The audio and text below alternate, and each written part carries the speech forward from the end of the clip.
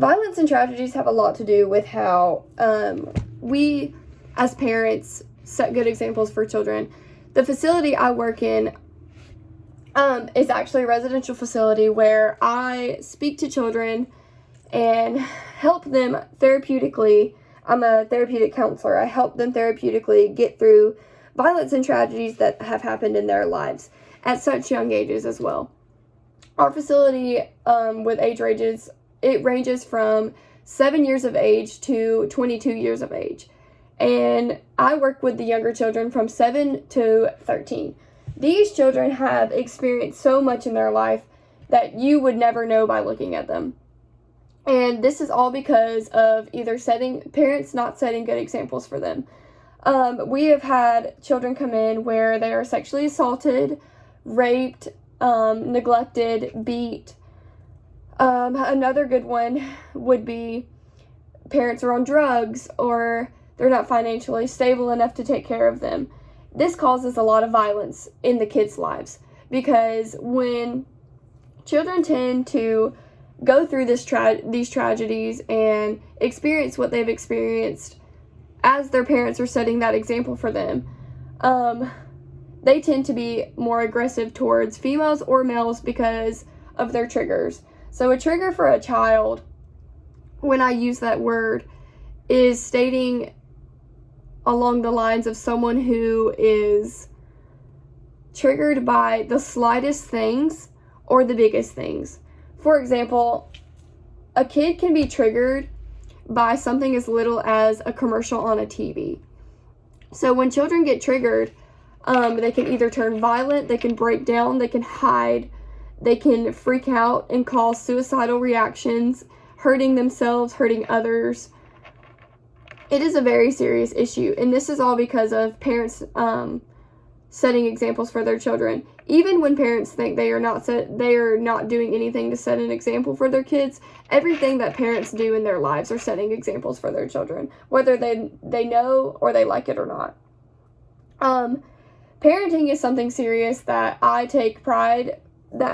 not really take pride in my parents for, but I really thank my parents for, just because they have raised me up to be a very successful woman, and in what I do and my beliefs and how I feel about certain aspects.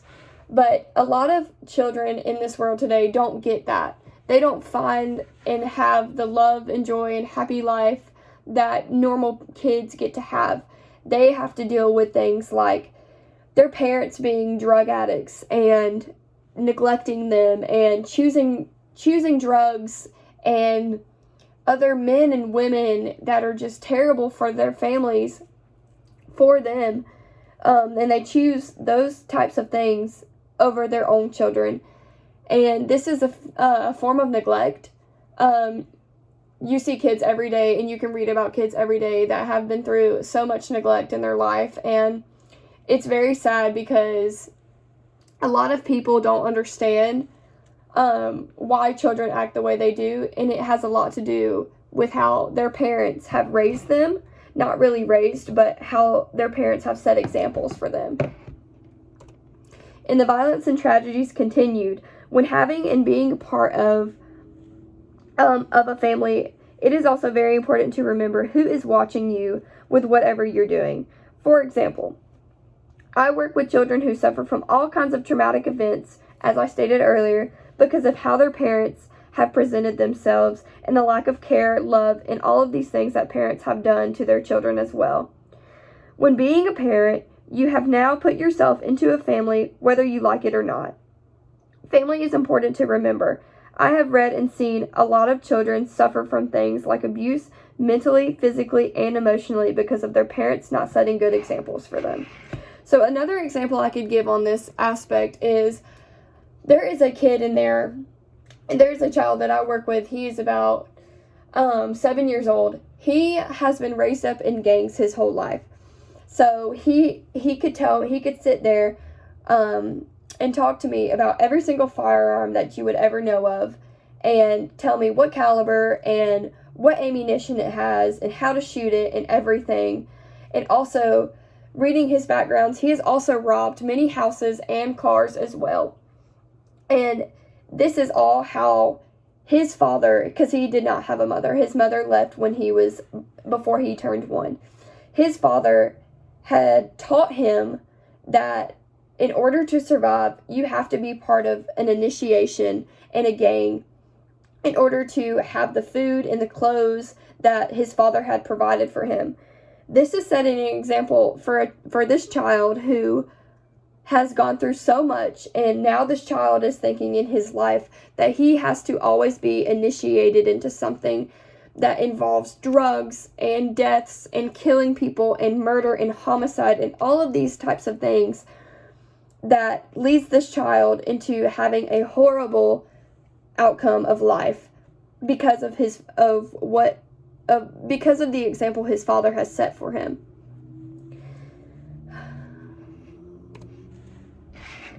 The next topic that I chose is rape and sexual assault. This is something that I really feel strongly on.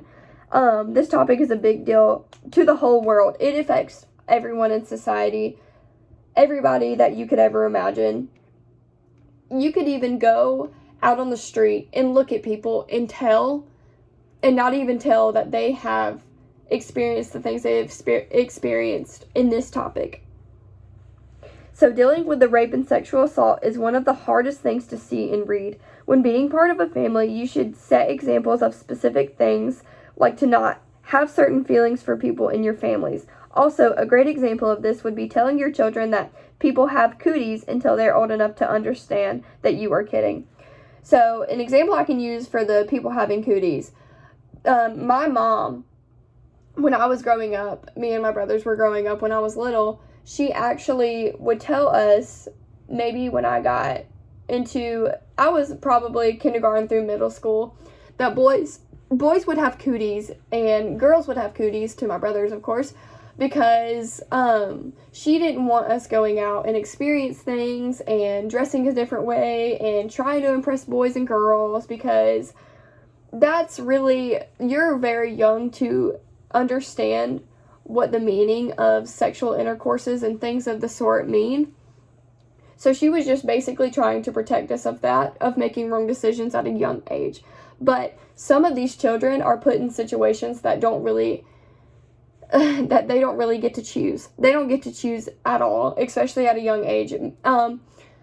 So a lot of kids get raped and sexually abused by their parents, and this is not setting a good example at all, because children do remember things like that, and they do remember you, and they remember your face, and they remember what you did to them. And some children are grown up. They grow up in lives thinking that this is okay because that is all they know. And yes, it can happen to older people, because you have prostitution out there that women think that they have to sell their bodies and sell what they have because they were raised up, or nobody is there to help them, and nobody was there to set good examples for them in order for them to make a living. And this is another sad aspect that I have also seen working in the facility I work in. I have talked to girls the ages of as young as 13 to 20, how they expressed that they felt that when they were sex trafficked, yes, they were scared, but they got used to it because of the fact that people were paying to do things to them and everything. So when they finally got out of the sex trafficking world, they ended up becoming prostitutes and having what they call pimp daddies, because these people would pay them and give them shelter and give them the food they need in order to survive. And these poor girls have expressed to me that they never really had parents to set a good example for them, because their mothers and fathers would be either doing that to other children or doing that to their own children, or the mothers would even be escalating in prostitution as well. I have provided some examples on this slide. So the next slide is the rape and sexual assault continued. When putting family first and how to set good examples for their children, parents have to take into consideration as well for what they do around their children as well. Children are watching, even if you think they're not, they're still watching. In this chapter, it talks about how people are looking for things like attention, certain feelings, and also pleasure seeking as well. When speaking on these aspects, we as parents have to be careful about how we act towards the significant others and also what we do to our children. So I have a girl in my facility. She is about 9 years old. She's almost 10 now. She has been raised up.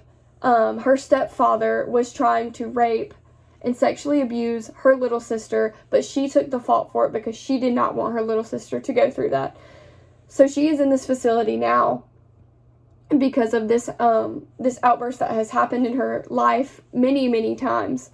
But now this has led her personality and her way of thinking into when you see her walking around the facility, you have to be careful about who she surrounds herself with and what other boys are around her, because she feels that she needs to get attention from these boys in order to survive, because that is how she was raised and that is how she was brought up.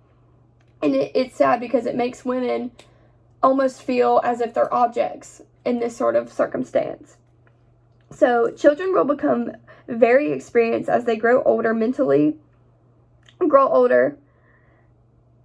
unstable to be a parent, even though like that, because there are people in the world that are very mentally unstable to be a parent, even to be a part of a family. So this has a lot to do with abortion as well. Abortion is a huge thing right now in the world today.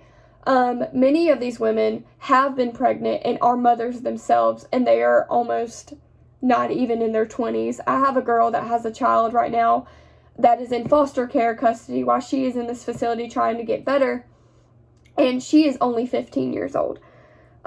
This girl had this baby when she was 14 because she was raped and sexually abused by her father, and it was just, it's a big tragic thing, and that is not setting a good example at all for these children, because she is never going to look at her daughter the same, because her daughter's father, as soon as her daughter gets old enough to ask who her father was, it's sad because it is her grandfather, and this is not a good example for children. Another example would be, let's see, I have a child in my facility that I work at that is only 11 years old, and he's in this facility because he was sexually assaulted by his father and also used to be forced to watch his parents do bad things to each other sexually. The outcome of this is now these parents have a child that is really messed up mentally. Everything that comes out of this child's mouth is inappropriate on a sexual note because of what he has been through. And it's sad because this child doesn't think what he's doing is wrong. He actually thinks that there is nothing wrong with what he's doing, what he's saying, and he was raised like this. So if nobody can get through this child's head, he's going to grow up and end up in the acts of pedophilia and things of that sort, and he's going to further on the habits and the examples that were set for this child in order to survive, in order to make it through life. This child has also gotten himself into trouble at school and at home for touching his siblings and also trying to touch his staff and peers within his facility as well. This child has also, I have read and spoke with this child, and this child has expressed to me that this is all he knows. This child can't even read. He can't even read like a children's book for pre-K kids because he has not even learned any of that. His parents haven't taught him anything except for what sexuality and everything that comes with that, the meaning of everything. And it is very sad because he has gotten in trouble many times in our facility and caught on cameras because he has tried to rape other little boys of his age and even younger, and it is very sad. The next slide I have is the mental health of the childless elderly. I added this article to the presentation because I would also like to point out that even when being a parent, not to a child specifically, parenting can be other things as well. For example, there are not many people out there that do not want to have children, and that's okay. In the beginning of this course, we talked about how how a lot of parents they're considered parents still, because a lot of parents don't really want to have kids, but they are married and they are happy with their lives, that's just how it is, and you can't judge people for that, because in sociology, especially when we do studies of people and different aspects of different situations, there's no judgment there, because everybody is entitled to their own life and their own choices, and everybody makes their own decisions. So a lot of people in this world consider themselves as parents when they do not have children of their own. Parenting is the definition of parenting is raising up a child. It doesn't specifically state your child or what child actually means. This could be a dog. This could be an older person that doesn't really know anything anymore and has really bad problems. This could be a child that's not even of your own. Alrighty, and the next aspect I have is the racism, birth control, and reproductive rights. This article is about how race affects women getting birth control as well as having abortions. This affects women socially and emotionally because of the process of abortion and what it takes to get there for women of color. This article is based off of specifically women of color. Women of color do have a lot more things that are worsened and different in society rather than people that are white, I will say. This also has a lot to do with parenting as well, when pushing women to the point when they are feeling attacked by the decisions they make about what they do with their bodies by just the color could cause issues when trying to be a parent. So this does have a lot to do with parenting and how we set good examples for our children. If I am a parent and I have 2 kids, and yes, I am a white female, and I raise my kids up to be these racist little kids that go around and say racial slurs to other people of color, I am not setting a good example for them, because they're going to grow up and they're going to follow these same rituals and the same aspects that me as a parent has given to them. And so therefore, when abortion and birth control and all of this stuff comes into play, they're going to think that they are privileged and people of color should not have this opportunity because that white people are privileged. So when setting a good example for children, we as parents do not want to grow up letting our kids not know the meaning of racism and things of the sort, because being a black woman, I can't speak on this for reference, because I am not a black woman and I severely do not know what they go through. I have read about it and I do know the factual evidence and stuff like that, but me as a person, mentally, I do not know what they go through, so I cannot relate, but I can talk about how I have read that black women get it worse when it comes to abortions and it comes to birth control because of their color, and because in society, socially, economically speaking, people of color, especially black women, are often entitled as lower financially stable to have children. We do see in society a lot people of color suffering in poverty, but what we don't see is these women of color are pushing and doing everything they can to provide for their family and be a good parent and just set great examples for these children. But it is hard for parents and children as well to set good examples and for the child to listen to the good examples when they have others in their ears trying to turn them against their beliefs and turn them against going for abortions, because a lot of people, especially women of color, get this a lot. And it doesn't matter what color you are and what race or ethnicity or gender or whatever you are entitled to your own body and you are entitled to what you want to do with your body. Parenting in family. This has a lot to do with family because a lot of people, yes, we are all in family some way, shape, or form, whether that be friendship, whether that be grandparents, aunts, uncles, actual parents, blood-related family. We are all entitled to what we do to our own bodies. To conclude, all of these articles and sources have helped me understand so much about what the word family actually means. Family is not just a word that means people that are related to you. Oftentimes, in a lot of cases, family is more than just blood related. It's friendships you make in your lifetime. Whether that be friends of your family, of your blood related family, friend of a friend, friends you meet in college, friends you meet in high school, friends you meet just on the street somewhere, friends that you meet at work. This has a lot to do with setting a good example. Because family is also about how you make it as well. People go through all types of different phases in life with finding the right ones, making friends, having children, etc. Family is all about how one person truly defines it in their life and what they tend to do with the choices we make within our family as well.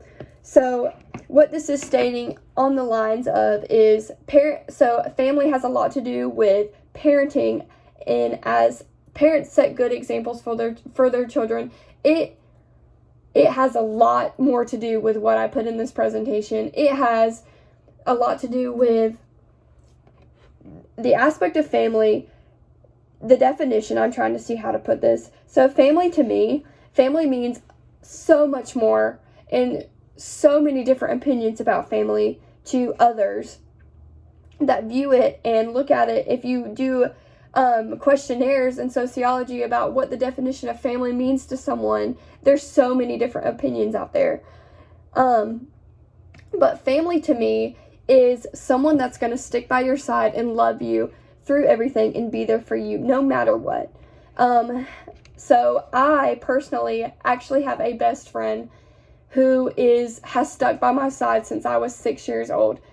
She has stuck by my side no matter what, and I tell her more things. She knows about more of my life than my parents actually do, and my family, because I have more trust in her than I would in my parents, just because of the things that have happened in my life and the things that I have told her, and every aspect of that. Some things people don't want to tell their parents about because parents have also set such high standards and great examples for their kids, and when their kids mess up, sometimes this often backfires on the children because they feel as if they can't tell their parents because their parents have set a good example, but those children have chosen not to follow that example. So this leads to arguments, but having a best friend that is always going to be there for you, she is considered family to me because I look out for her the way she looks out for me, and we treat each other like we both would love to be treated in life. So this is the end of my presentation, and I hope you guys enjoy it. I hope you've learned a lot about family, and my name is Paige Wood. Goodbye, guys.